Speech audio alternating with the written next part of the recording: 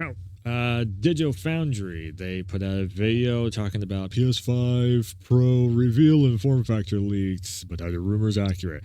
So this is going to be an interesting one. If they are actually asking the question, are the rumors are they accurate? So apparently, Digital Foundry, they have been in contact with developers that have confirmed that there is enhancement patches being made, but I don't know if the people actually said that they were like PS5 Pro patches or whatever.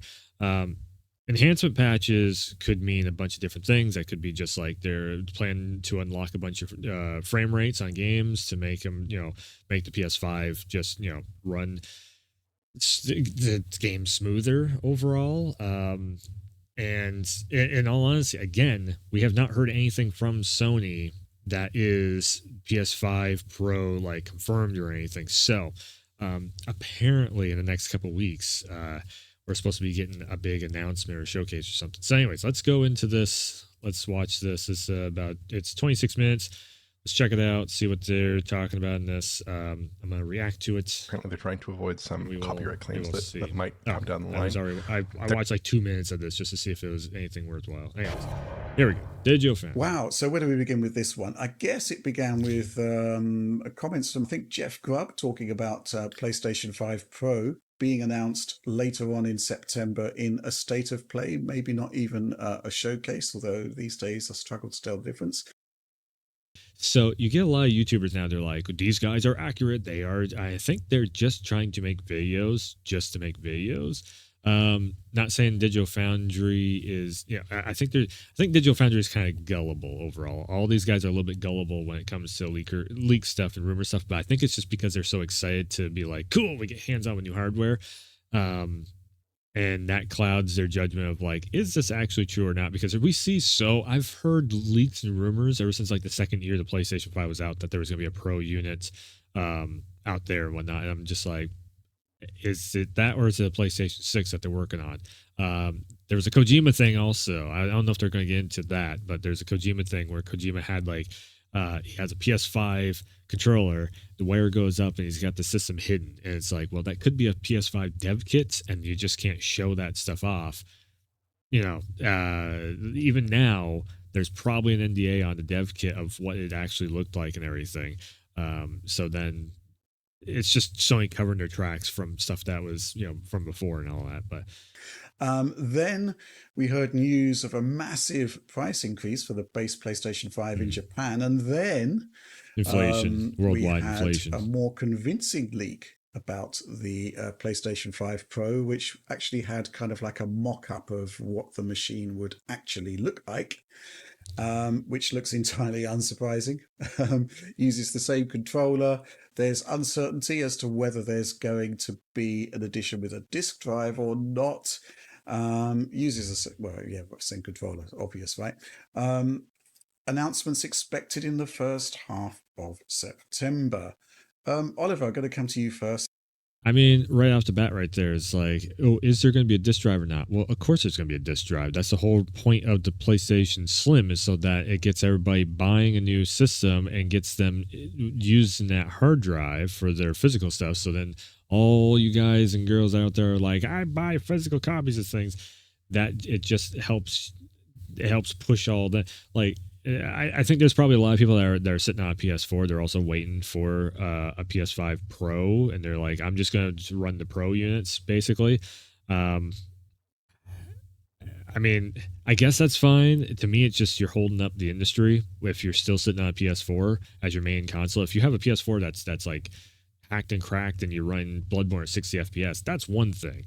But if you're just like, I'm just refusing to buy a new system or whatever just because, out of principle of it, no, you're just holding the industry up. But to get over to the newest console and get familiar with it, because we're just going to be going forward. We're not going to go backwards. It's not like the PS4 is going to have a resurgence anytime soon. So obviously we're gearing up for something that's potentially quite exciting. I think that's make of all of this? That's copium. Yes, I think the console itself is very exciting in terms of what it brings, in terms of feature set and raw power.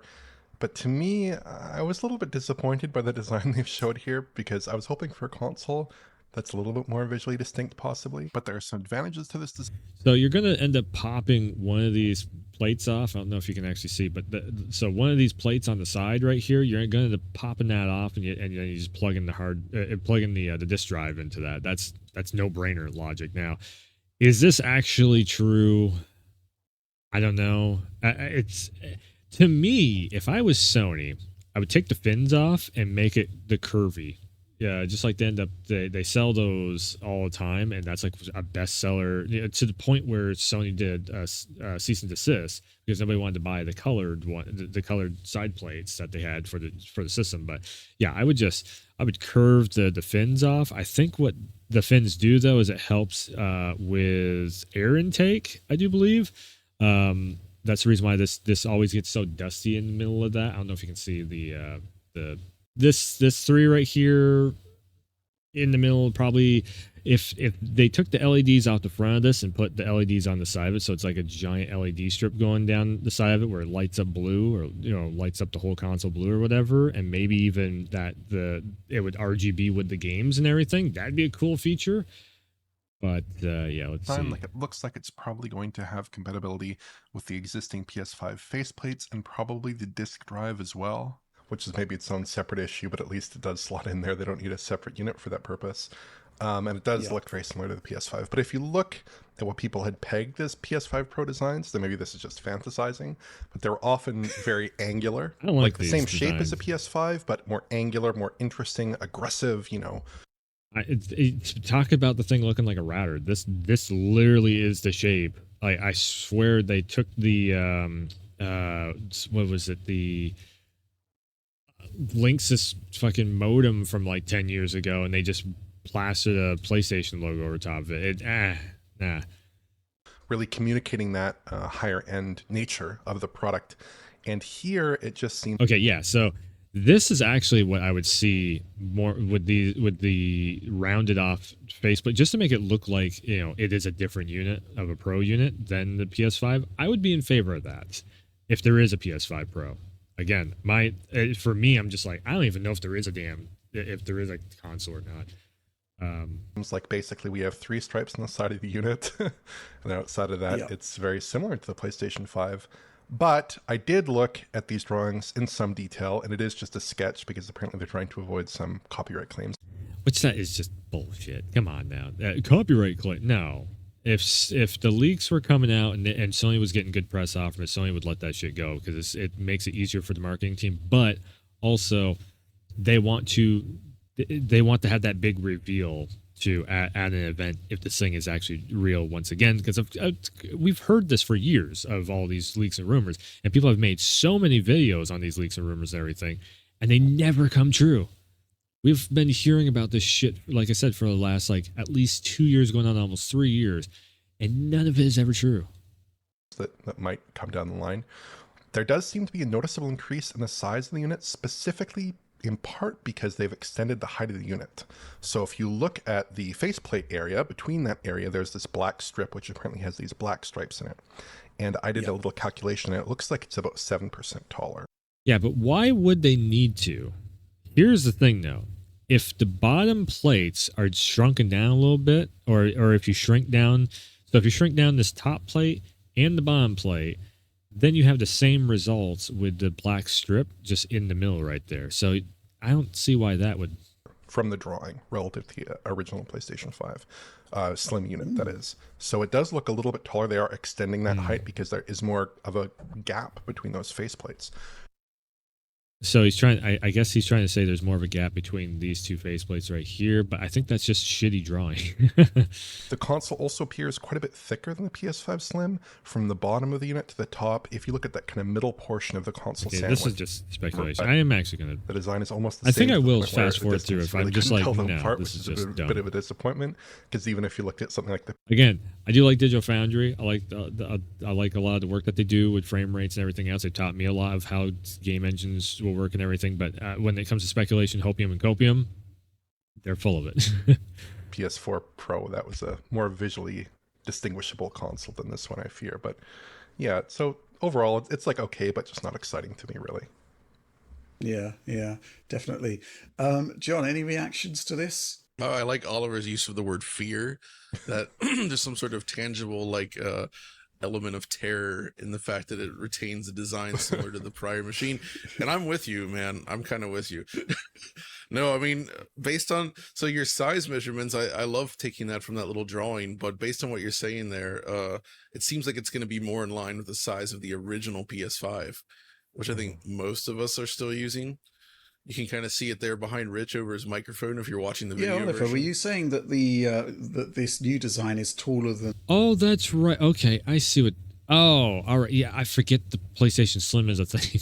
That it's like smaller. Yeah, because you can see it behind Rich right there. That it's like that much shorter than the regular PS5. Okay, if that's where he's going with it, it's gonna. Okay, all right, and basically, I kind of that's what I was trying to say right there with the three black lines. That would pretty much be the same. Like, they can shrink the top and bottom ones down, and then it would probably just be the same size as that normal unit. Okay, I get what they're getting at there now.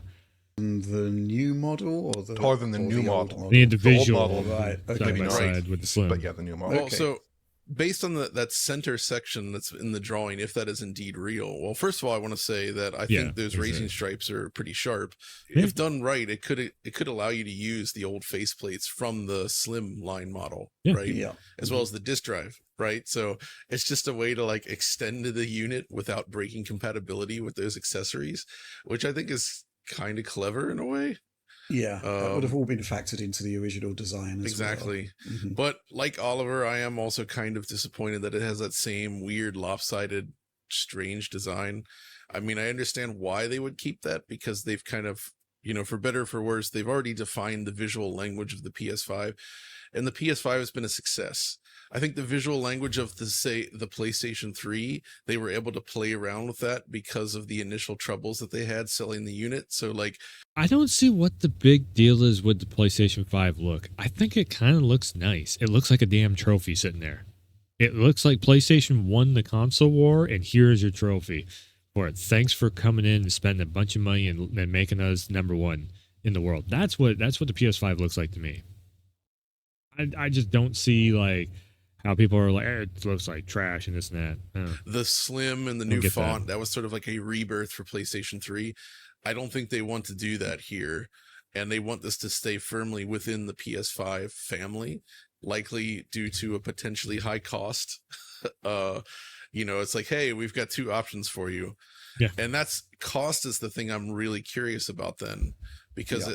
as part of the story, as you mentioned, the Japanese price for the system, due in part to the weak yen and likely scalpers scooping them up, they raised the price significantly, specifically in Japan. So to me, it says that they're still struggling to get the production Scalpers is a cost good down call. on the regular PlayStation 5. I could see that where Sony maybe was something got out of like, well, Sony in Japan, Sony is going to make it so you have to get an email link so you can a private email link so you can actually buy it, and then the Japanese folks were like, no way, that's bad. So then they were like, okay, fine, then we'll raise the price, so then you have to pay more for it. Which makes you wonder then what Because apparently in Japan, mobile gaming is the top thing over there. So yeah. the heck is the Pro going to cost? Are we looking at like an $800 console here? $700?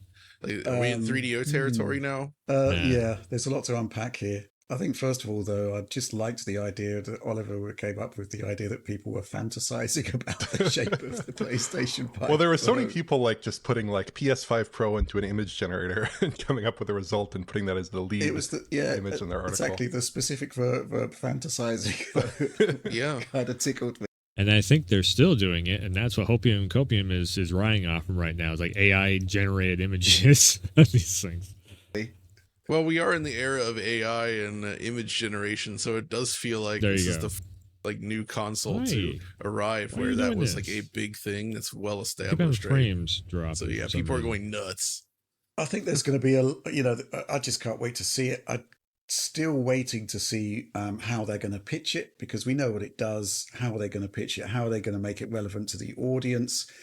If it's only arriving in a state of play, that would be a profound disappointment. I mean, PlayStation 4 Pro's launch event that I went to back in the day, that was really cool, because there were similar question marks over the viability of the machine and the point of the machine at that point. And they had Mark Cerny come out, make a good presentation, and then we went behind the scenes, so to speak, to look at a bunch of demos, and those demos by and large were pretty good. So Yeah, but that is such a bygone era now. Like we're so far away from that era of like, here's press conference, here's machine, here's launch. Now, everybody just wants to see a showcase. They want to see a cool looking graphic. It's available next year. It's like that type of a thing. That's what everybody's looking for. That's when everybody loses their shit, and really the reason why everybody wants that is because if there is a event where you go there and you go backstage and everything, it's very select handfuls of people that actually get to be able to post up about it. And the posting part of it, everybody's like, fuck you, I want to have access to this. Don't lock me out. I need to get my clips. I need to get my clicks and all that. So if it's just going to be some, trailers and whatnot in a state of play, that would be a bit of a disappointment. I'd hope for something more, or at least some maybe quote unquote bespoke coverage. We need Mark Cerny, Rich, as well. Yeah, and I'm not even joking. I think this is the kind of thing where you need to bring Mark Cerny out on stage and address why the people, not? Because he can present these things in a way. Absolutely, he has that magical, He's making almost thing, Steve Jobs like quality as far as like presenting something technical to the audience. Hello, guys. Today we're going to do a presentation where we show off the PlayStation 5 Pro, and here is the system specs and the GPU, which is a good old Mark. Sorry, you gotta love it. In a way that like gets people wanting to own. Yeah, he commands attention. There's no doubt about it. Yeah. If you look back at the road to PlayStation 5 back in the day, it was a really good case made for the machine, and pretty much everything that he talked about there came to pass. And the claims that he was making about, the way the hardware was designed, I think they've come to pass as well. So yeah, I'd love to see what he's got to say about, the enhanced ray tracing capabilities and the machine learning block that's in PlayStation 5 Pro, I think. Okay, so I was just thinking back to PS4 Pro, because I was just main thing was Xbox back then, because PS4 when it launched, I was like, there's not much here. I'll stick with the Xbox. Went with the Xbox One X. It's actually sitting right here in front of me. And after a while, I started seeing these things that I'm like, whoa, there's nothing like that on the Xbox. And that is what got me to pick up a PS4 Pro. It was after I think it was like E3 press conference, whatever, and they were showing off, like, I remember the first thing that caught my attention was, here is Horizon running at like 4K, 60 FPS, the whole thing like that. We didn't have ray tracing back then. And I was just like, whoa, look at the grass and everything. Like, everything looked really, really good. And then I seen a streamer playing Until Dawn, and I'm just like, that just looks awesome. That was so much fun. Cool cast, cool story going on and everything, and just all the stuff that you're doing with the controller and everything else, which I can't wait for the Until Dawn rebuilt remaster comes out to play that one again. But that one again, it caught my attention. And then I saw VR. I'm just like, this thing, PlayStation 4 Pro is actually doing stuff now that nothing else is doing. Not even the PC can do this.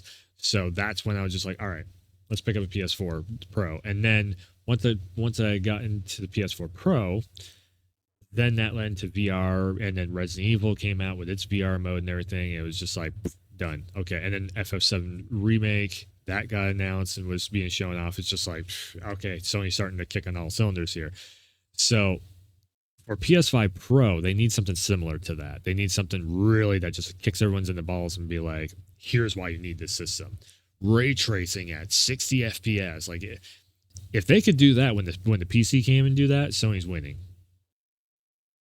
But if the PS5, so here's the other one too. If the PS5 Pro can do what the PC is doing, but at a cheaper price point, than a PC. Now you got to think PCs are about $2,000 to have something that can run your 1440p, 120 FPS, ray tracing enabled, and even then the game engine still really can't do it too well. That's the price point you're looking at, is like a $2,000 computer versus a $500 system right now. Even if it's $600, $550 for a VR headset, $50 more, you can get a pro version of the console. That's still a bargain. That is still a bargain. If people are complaining about a $600 box that can do the same thing as a $2,000 computer, then that's your own issue. It'd be fantastic. Similarly, I think it would be great for somebody to be making the case. Trade in your PS4 Pro for a PS5 Pro. And maybe your regular PS5. Just saying. For, the advantages of machine learning. You get ripped off on the trade-in, but hey. Producing an efficient design, which, PlayStation 4 Pro was kind of all about as well. It's not about just beefing up the GPU. It's about being smart with the design as well. AI and ray tracing enhancements seems to be would go a long way. Continuation of that in PlayStation 5 Pro. So, but, and I 100% agree with Rich here on that. But also, they need to implement it into, because it needs to go one step further. They need to implement it into a game of like, here is Cyberpunk running with full ray tracing. Here is God of War Ragnarok with full ray tracing mode built specifically for PS5 Pro. Spider-Man 2 already has a version of ray tracing built into it. So Spider-Man 2 running on PS5 Pro, like that opening cuts. Here's how you really fucking sell it. The opening scenes of Spider-Man 2 where you're flying through, was it Brooklyn? No, Queens. Queens or Brooklyn? I forget now which one we were in. But Sandman, doing all that, and you're flying through the things and all that. Do that with full ray tracing, running at 120 locked. Sold. Let's fucking go. I'm hoping that there would be something with a bit more meat to it. Then again, you think back to the road to PlayStation 5, because of COVID, there was no events surrounding the PlayStation 5 reveal. It was just that we really don't need it anymore. I'm sure it was live, thinking about it. Yeah. There was that broadcast. Yeah. So maybe they're thinking that's enough as well. It is. Yeah, really interesting stuff. It's all going to be about the games, though. It's what are they going to show and how are they going to show it? And, I guess the other thing, of course, is the fact.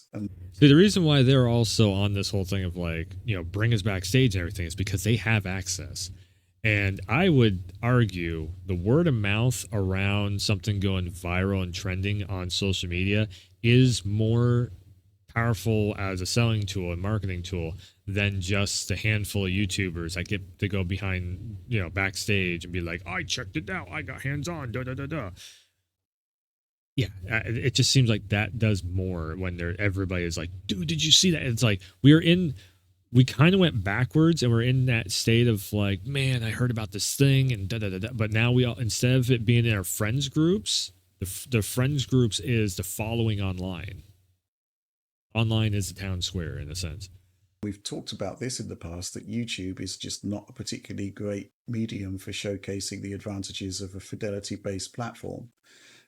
But here's the problem with that too. Everybody goes to YouTube, everybody goes to Twitch, and yeah, it doesn't matter if you go backstage and have hands-on with the console or not, your footage is still going through the YouTube compression system and bitrate system and everything, so...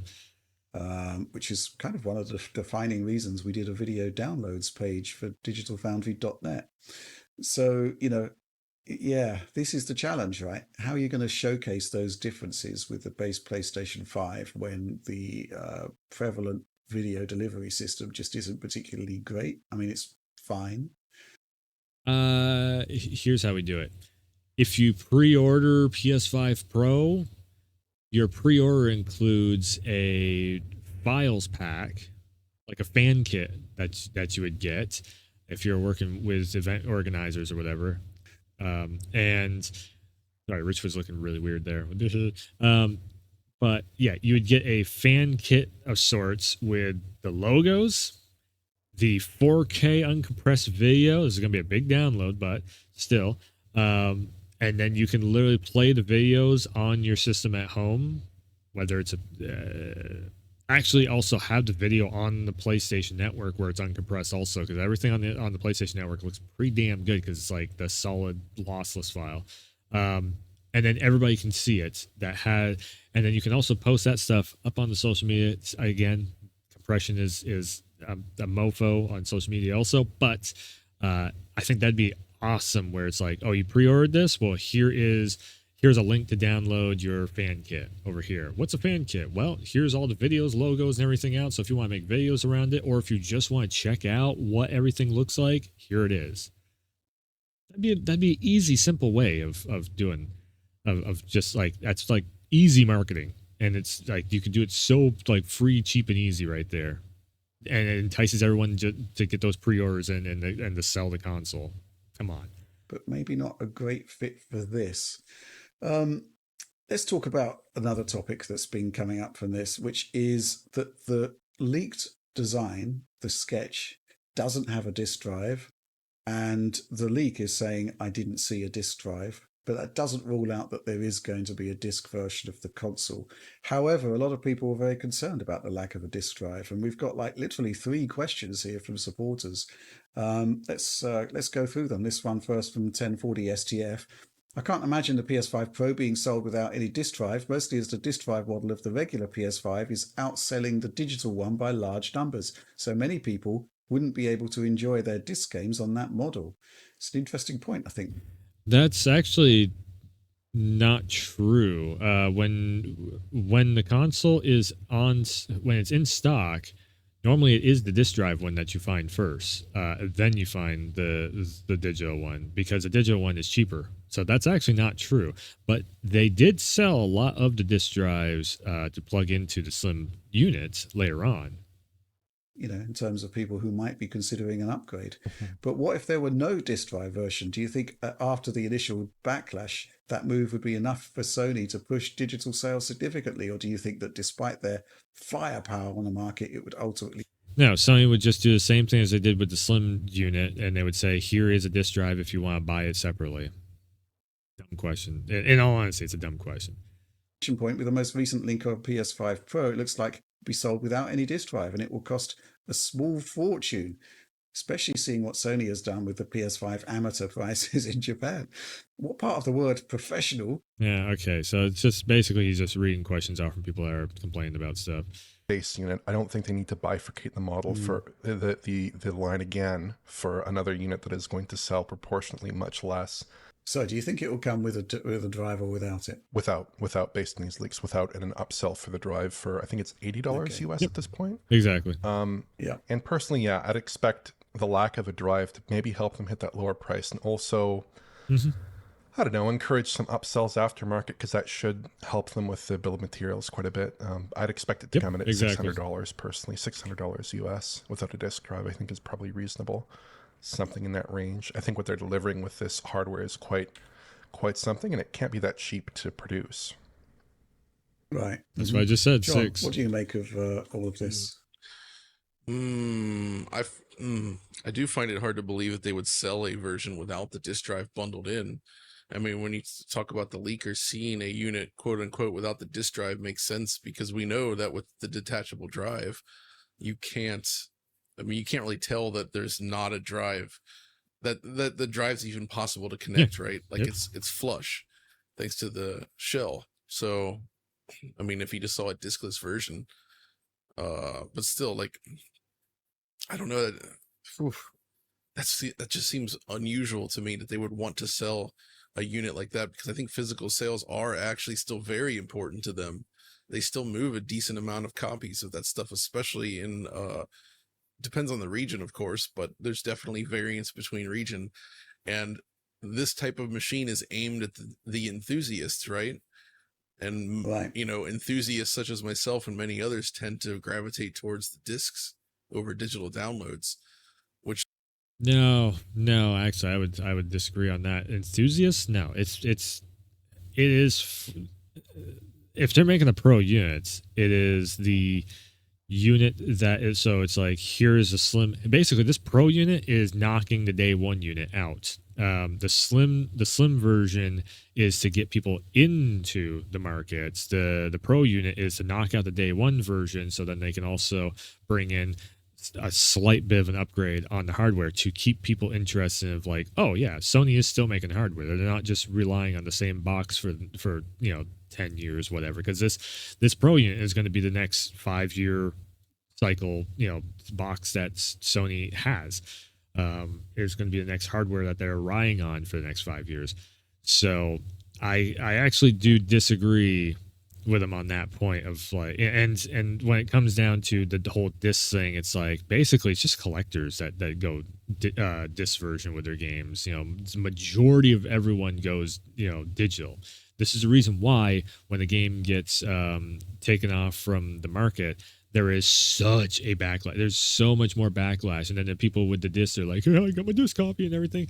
The only good thing really about having a disc version of a game anymore is if the day one patch is better than a recent patch update that you had, and you can play it, you play the game without an internet connection and have just that disc patch that you're running. That's the only real major thing about a disc version of a game. Feels like a game produce a machine that wouldn't have a disk drive, because I think a lot of PS5 let's say you're developing a niche machine, right? There's going to be a lot of people with a base PlayStation 5 that will be upgrading, there's no doubt about it. And if they're upgrading but having to also buy an $80 drive, that would be a bit of a tough call. But at the I don't think it's a niche machine though. Again, I think anybody who has a day one PlayStation, I mean, it's got my attention. If it is a real, if it's a real boy, if this hardware, if PS5 Pro is a real thing, I want to pick one up. I want to upgrade my day one edition PlayStation up to a PlayStation 5 Pro, because same time, we're looking at 5 years, and that is the equivalent of that's the time to upgrade stuff. Just like if you're running a $2,000 computer.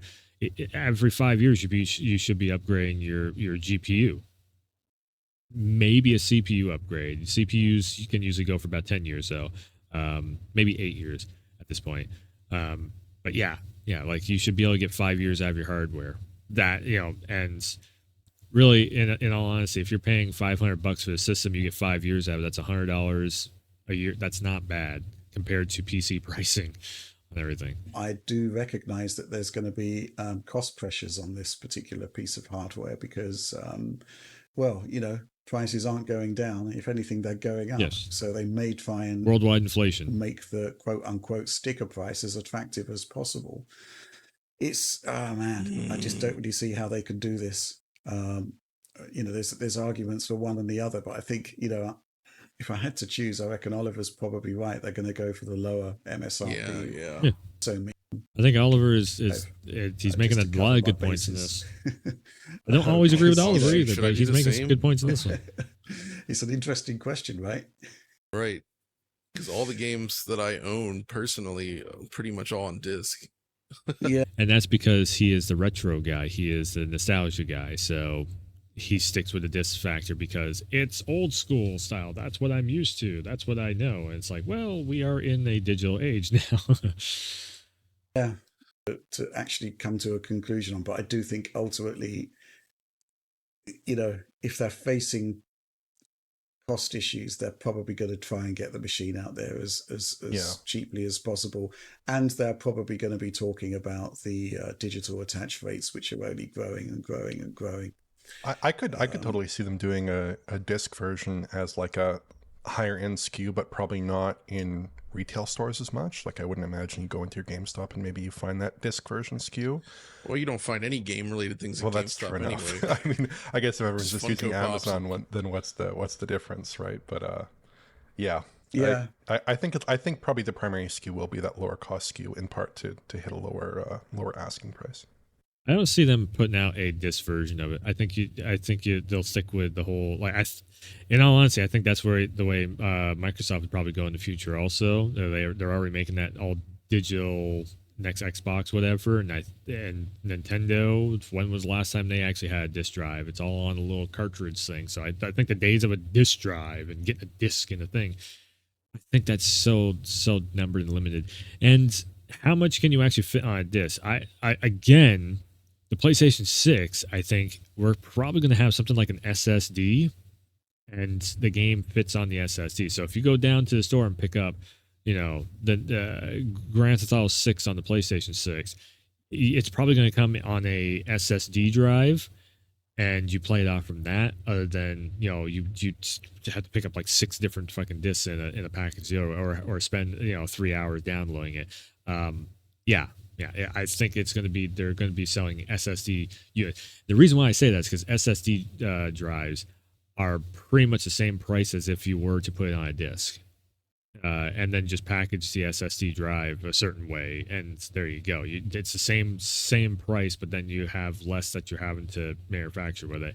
And SSDs are so widely manufactured now, they can cut a deal with some company and literally save themselves possibly some money there. That's it just makes sense that they would go SSD with it in the future. Let's skip forward a little bit because it's taking a little bit longer than I wanted to. I think it's going to require some Cerny magic, because a lot of the things that I would want to see used as a selling point would ultimately just make the base PlayStation 4 look worse. Like, remember all those things you don't like about PS5? We fixed them, It's like that's kind of what it's just like, more PlayStation 5. So right. It's really, this is going to be tough. This is really an enthusiast product. This is for people that want to play their PS5 games with better quality, basically. And so I feel like they pretty much just have to go after those users, like, accept that this is not. I think that's a terrible word, enthusiast product. No. This is literally going to be showing us that the days of needing new hardware or consoles with new hardware is limited. I think what this is like, PS5 Pro could possibly be showing us that PlayStation 6 might be the last console that they need to make until maybe like 10, 15 years from now. And then it's like, oh, guess what? We have a new thing. But I think having consoles every like 3 or 4 to 5 years, I think we've already topped out the game engines of what they can, because it's up until now, we basically had the point of like, okay, we need new hardware where the game engines are limited by this, that, and the other thing. We need new hardware because we're running out of system resource space. And where we're at now is basically, oh, the game engine can't handle what we're doing, but we're not topping out the console. So we've managed to get it averaged out. Now the console has more system resource space than ever before, and now the game engines are starting to stutter. And again, when it comes to ray tracing and everything, and this is where I'm like, okay, if they can fix ray tracing in a PlayStation 6, what else do you need for a console? Because basically ray tracing and all that stuff, when you have the full realistic graphics on the computer, it's just running AI and ray tracing and all that stuff. So that's what ray tracing is it's a form of AI and all that. And the way that resource management is being so well done too in the game engines now, like, you get one more big major upgrade for consoles, and then where else would you need to go for other than maybe like say PlayStation 6, you can upgrade the RAM storage in it or something, so then you can have more system RAM. I don't know. I don't know how, because I mean, VRAM. Everybody keeps going on the thing about VRAM is short. So I mean, could they possibly have like a graphics card unit in there that you can upgrade? That's basically where I'm going with that, of like upgrading the RAM storage. CPU wise, probably not so much there, but also, is the PlayStation 6 going to be? I mean, could they do a contract with another company? And actually, like, Intel would be a great contract for them to do if they could just get the prices right, and it doesn't make the console price go up to the roof, and all of a sudden you can run the multi processor units that Intel has with the 13 and 14 gen processors and make the PlayStation run off from that, shit, PlayStation 6 would be the last console that you would need, because now all of a sudden you have more resource management built into the chipset on top of ray tracing that is working really good and all that stuff, because by the time PlayStation 6 comes around, we should have ray tracing somewhat working.